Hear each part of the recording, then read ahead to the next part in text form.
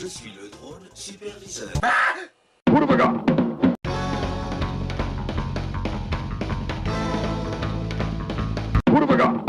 Bonjour et bienvenue dans ce petit test de PlayStation VR. Le PlayStation VR est sorti en 2016 et un an après, il coûte toujours aussi cher. Alors nous allons voir les points forts et les points faibles de cette chose qui m'a coûté un bras. Non c'est bon, on va pas revenir là-dessus. Il y a des personnes qui m'ont déjà posé la question, est-ce que le PlayStation VR est compatible avec une PS4 FAT? Oui, j'ai une PS4 FAT édition Uncharted comme vous l'avez pu voir. Bien alors pour des raisons, elle chauffe un peu ma PS4, j'ai mis un ventilo dessus et franchement ça va. Franchement, est-ce que ça vaut le coup de l'acheter? Pour l'immersion de jeu pour la première fois, c'est déjà vraiment très bien. Ah, c'est vraiment le début, enfin, le début. Bon, bien sûr, avec votre casque VR, vous devez avoir votre manette. Le problème, c'est que la manette, elle doit interagir avec votre casque. Et pour que la PlayStation comprenne que vous êtes devant votre casque et bien sûr vous tenez la manette, vous devez avoir la PlayStation Camera. Là, parce qu'à un certain moment, le calibrage console, manette, casque, ça va plus du tout. Un Tumble VR au bout de 2 heures, c'est chiant. Et également, je n'ai pas encore testé, et il y a sur certains jeux, vous n'êtes pas obligé d'utiliser la manette, vous êtes obligé le PS Move. Alors actuellement, le PS Move, ce truc là, j'en ai qu'un seul, il en faut deux. Vous devez avoir le PlayStation Move, si vous n'en avez pas, bah faut l'acheter, si vous n'avez pas de caméra, faut l'acheter, le casque VR, faut l'acheter. Alors ça te revient à... On arrive à plus de 500 €. Hein, même ma carte graphique de mon PC ne coûte pas autant, mais pourtant elle est neuve. Et ouais, c'est vrai que là, ça pique. Et voici la fameuse bête à l'œuvre. Et franchement, ça prend pas mal de câbles. Comme vous pouvez constater, le câble d'alimentation en plus de la console. Puis un autre câble HDMI de la console vers le processeur, c'est un processeur de calcul pour le casque VR, puis le retour vers la télé, 2 câbles HDMI, un autre câble qui comprend le lien de la PS4 au processeur, puis le câble vachement rigide et vachement long, hein, je ne comprends pas, il y a un truc qui m'énerve, c'est que le câble est rigide là, tout le long là, et là il devient fin, alors que c'est les mêmes fils qui se trouvent à l'intérieur. Ah, peut-être pour ancrer le câble, ça c'est un peu embêtant, ça aurait été bien que ça soit tout le long comme ça. Après c'est une question de design, peut-être que c'était pas les mêmes mecs qui ont fait la même chose. Ensuite, ce câble relie à ce petit boîtier contenant l'alimentation, le micro et pour les écouteurs le volume. Parce que le casque VR contient un petit micro juste ici. Pour les écouteurs, d'habitude si vous mettez des écouteurs, c'est sur la manette. La manette est désactivée quand vous mettez le casque VR pour les écouteurs. Et donc si vous avez l'habitude d'utiliser un casque, oubliez ceci, ça vous gênera plus qu'autre chose. Des écouteurs simples comme ceci, ça suffira. Donc ce casque VR Sony, on voit déjà avec le jeu que le jeu comprend très bien, et ça franchement c'est pas mal. Petit réglage, il y a cette petite façon là pour régler votre tête et l'écrou à l'arrière et le bouton pour déverrouiller et pour desserrer. Par contre il faut bien serrer, mais malheureusement ça vous laisse une satanée marque sur votre front. Normalement vous pouvez voir à l'intérieur, si je ne dis pas de bêtises. Voilà. On évoquera les points forts et les points faibles en cours de jeu, parce que là de tête c'est un peu compliqué. Donc voici la manette, vous voyez qu'elle est légèrement penchée, ça c'est pas grave pour l'instant, vous avez juste appuyé sur option assez longtemps, le bouton start si vous préférez. Nous voici PlayStation VR World et nous allons commencer. PlayStation World. Ouais, VR World, je sais pas, j'ai oublié VR, c'est pas grave. Et voici notre petite interaction. Alors on va commencer par un petit truc, c'est sympa dans le menu. Et vous allez voir déjà que nous pouvons voir rien qu'autour de nous que le casque réagit très bien, et ça c'est franchement c'est déjà un point positif. Par contre c'est trop haut, le casque qui s'assombrit, je sais pas pourquoi. Donc alors nous voici une balle, il est juste là à peu près, et donc on va essayer de la frapper. Alors vous allez voir que... Vous allez où? Oh, c'est la première fois que... Oh merde. En fait, vos réflexes mis à... Ils sont mis à l'épreuve. Ah, je regarde la balle. Et franchement... Elle est où?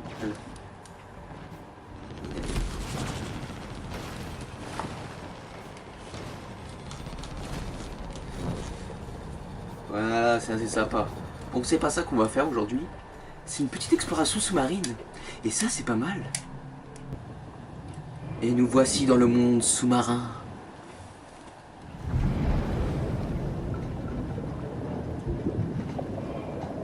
Alors, dans une cage pour l'exploration sous-marine. J'ai pas vu des vaisseaux qui bougeaient. Alors, vous pouvez voir déjà que l'environnement est assez impressionnant. Ah, nous avons un... On peut voir les textures. Ouais, c'est vrai que c'est un peu bizarre, les textures. Elles sont plates, un peu floues parfois. Et j'ai vu qu'il y avait... Voilà, on peut voir là sur le câble électrique une sorte de polygone cylindrique. Là, vous pouvez voir des sortes de cylindres. Bon, c'est un petit défaut du VR auquel la puissance n'est pas encore supérieure à ce qu'on ne le pense pour les détails et tout, parce que ça aurait été sympa, tu sais, qu'il y a chaque détail, mais là on verra pour les prochaines consoles PlayStation. Donc voilà, on explore tranquillement. Alors on peut voir sur le côté un petit panneau et tout, l'oxygène, la radioactivité, ouais, parce qu'on explore Tchernobyl, et la profondeur. Alors ça c'est, voilà, on a 60 mètres là, on avance tout doucement. Profondeur, oh oui, c'est profond là.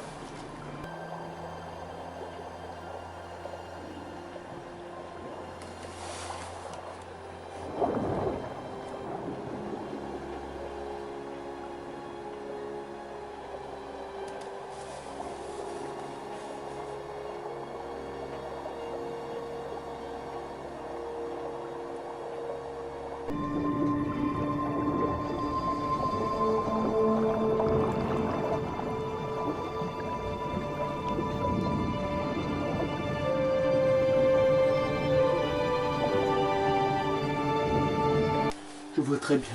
Ouais, regarde, en plus ça réagit très vite. Bon, ça secoue un peu. Voilà, maintenant Drive Club VR, hein. Ça nous rigole pas les amis.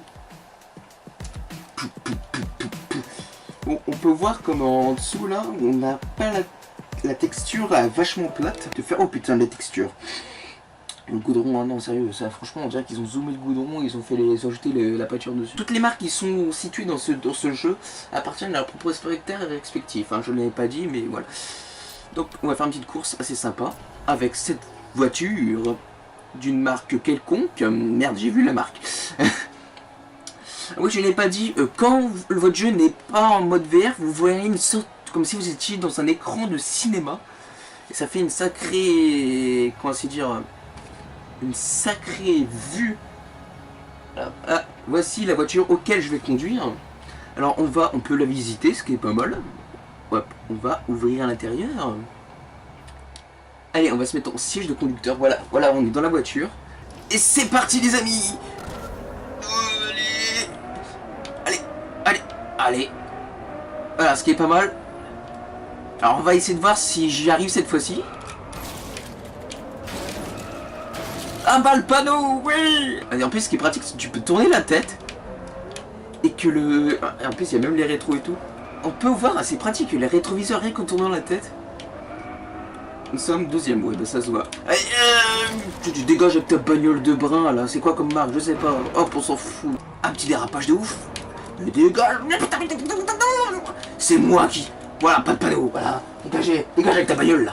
Dégage. Accélération. Ah, mon panneau. Qui est là? Ah, le soleil, franchement, il éblouit. En fait, il floute, mais c'est... En fait, il éblouit pas comme dans la vraie vie, quoi. Les textures, bon, franchement, les textures à vitesse rapide, hein, ça va. Non, j'ai rien dit, la maison elle était moche. Ouais, il y a des textures, ou même en vitesse rapide, si on se focalise bien, on les voit. Voilà, c'est juste un petit point faible, c'est les textures qui sont pas aussi développées. Voilà. Alors, c'est qui le gagnant? C'est qui? C'est Magos et Fresh Bandicoot. C'est Magos et Fresh Bandicoot. Et voilà. A plus les losers, allez vous entraîner. Oui, à une seconde près, 666. Oh. Et nous voici sur Trackmania VR, franchement, un bon petit jeu à faire en VR. En fait, c'est encore plus facile avec le VR qu'avec les courses normales. Voilà. Vous voyez déjà à peu près. Bon là c'est vrai, vous voyez en 2D c'est un peu chiant. Mais en 3D c'est vachement impressionnant. On va tenter d'avancer et de faire ce petit truc assez sympa pour notre dernière petite test de jeu. Franchement c'est assez sympa. Moi j'ai déjà eu la médaille d'or là-dessus, moi je m'en fous. Mais regardez, ça chauffe. Oh putain, non, merde. Ça me fait un peu tendu cette fois-ci.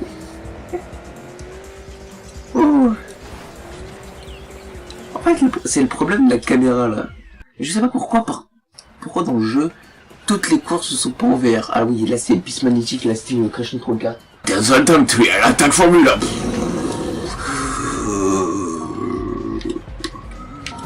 Ah ça pique. Oh what? J'ai rien compris. Attends, non. Merde. Putain, j'ai plus que c'est tout aussi difficile celui-là. Mon capot.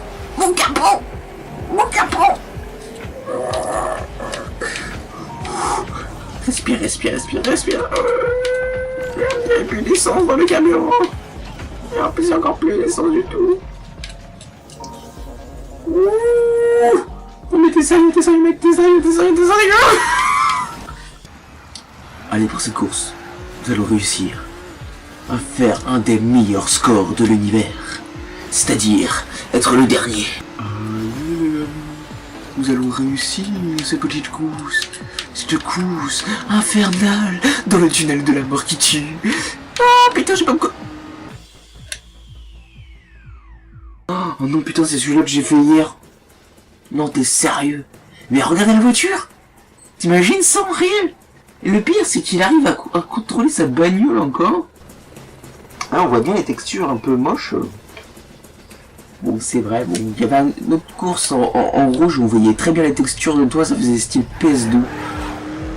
Ouais, vraiment du littéral, hein, c'était... Bon, c'est vrai que la puissance de la console, oui, c'est vrai, je répète, que... Même avec le VR, même avec une puissance assez suffisante pour faire de la réalité virtuelle, elles ne permettent pas de faire quelque chose de concret, de bien propre, tu vois. Voilà, on va où? Ouais, celui-là, on va faire le finish, on est tranquille. Alors, normalement, dans le jeu, on a un petit problème avec la manette. En fait, le calibrage manette, voilà, c'est ça, le dernier point qu'on va aborder. Des crochets partout, un mec savant fou qui arrive. En fait, il ressemble à Cortex. Ouais, de Crash Bandicoot. Puis ça allait trop loin, tu vois. Voilà ce Bonjour. qu'on appelle une sortie explosive. Tu sais que... Vous nous avez débarrassé de ce cinglé, mais on dirait que le pire est encore à venir. J'en ai bien peur. On a ouvert la Mange mon arme. Ouais, j'ai un super pistolet. Ah, mais je vous demande, il était où celui-là? Regardez mes putains de pistolets. D'accord. Youpi. Putain, double.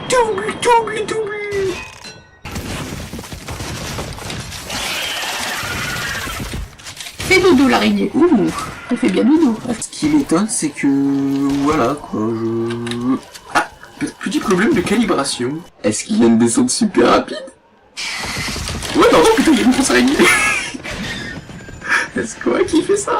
Oh putain, non, vas-y. Ouh. Je m'éclate tout seul. Putain. Il poutre la gueule. Non. Oh putain.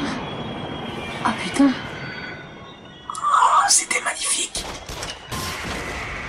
Waouh, mais ça explose. Mais j'ai l'impression d'être dans Half-Life. En fait, c'est le boss final du niveau, quoi. C'est le boss de fin de niveau, comme dans Sonic, quoi. Mais avec une grosse araignée, là. Comme ça. Oh, c'est de la charpie. Ouh. Je vois. Oh, c'est encore pire. C'est tout. J'ai fait quoi comme score? Ah voilà. 40% de précision, combo 2. Total 1700, 4 sur 20, ouais.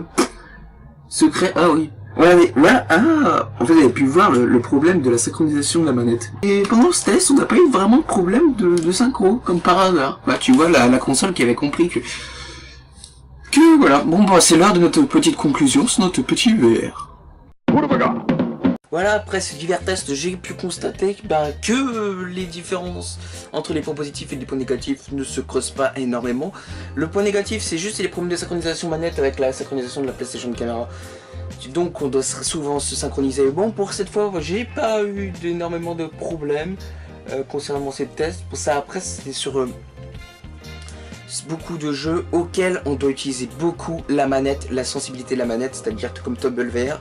Au Tumble VR, on n'a pas vraiment testé vraiment parce qu'il faut le constater sur une demi-heure de test environ. Alors donc j'ai pas envie de me casser la tête à filmer pendant une demi-heure pour voir le petit problème de synchronisation. Bon, le petit problème, c'est juste également le verre du VR. Bon, c'est pas énormément, il faut le nettoyer assez souvent. Et bien sûr, bien serré, bien le mettre vachement près. La luminosité de l'écran du VR, on peut pas le changer la luminosité, c'est ce qui est un peu gênant.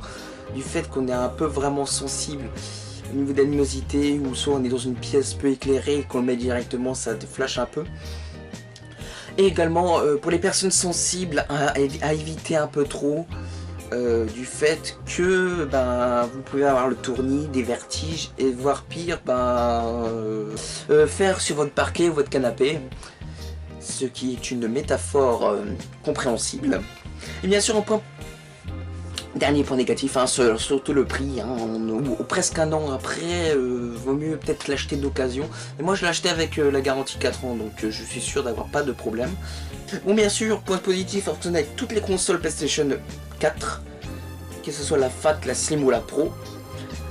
Pour la FAT, je conseille un petit ventilateur que j'ai ici, le petit ventilateur. Bon, vous le prenez soit par USB ou par... Bon, je l'ai pas activé du tout. La console elle chauffe pas énormément, c'est bon, ça va. Ouais, elle commence à refroidir du fait que là je fais pas tourner un jeu VR. Et également l'immersion de jeu. Alors par contre, ce qui m'impressionne, c'est que j'ai pas eu peur sur un jeu d'horreur. Et bien sûr, l'immersion est assez élevée. J'ai mes parents testé et franchement ça a impressionné quand même pas mal. Et du fait que le VR qui est plus cher qu'une console PS4, est-ce que ça vaut vraiment le coup de l'acheter?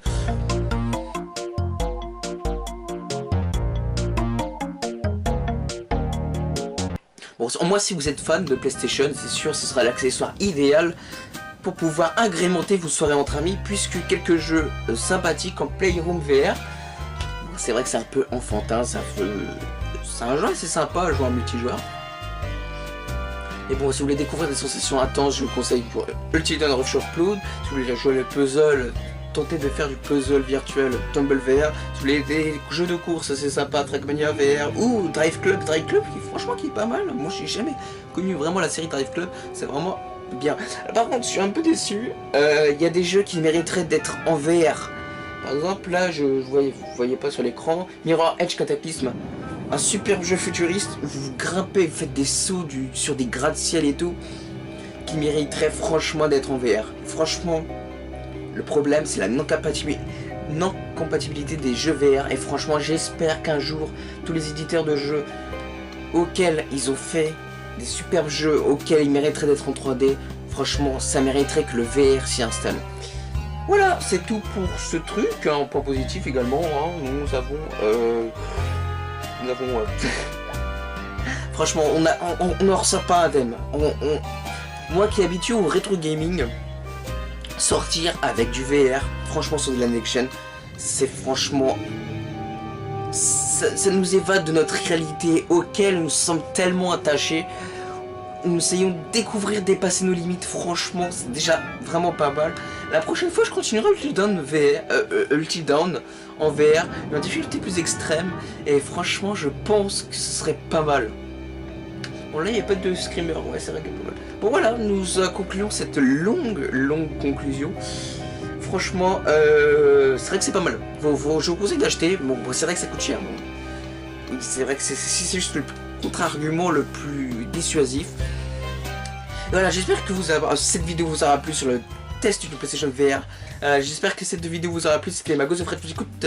Et également, cette vidéo sera diffusée sur le Café Gaming, une chaîne communautaire auquel je fais participe. Voilà. Donc, je remercie également mon nouveau recordeur de jeux auquel ma PlayStation 4 se retrouve compatible. Comment rate, share and subscribe. See you next time. Bye. Café Gaming.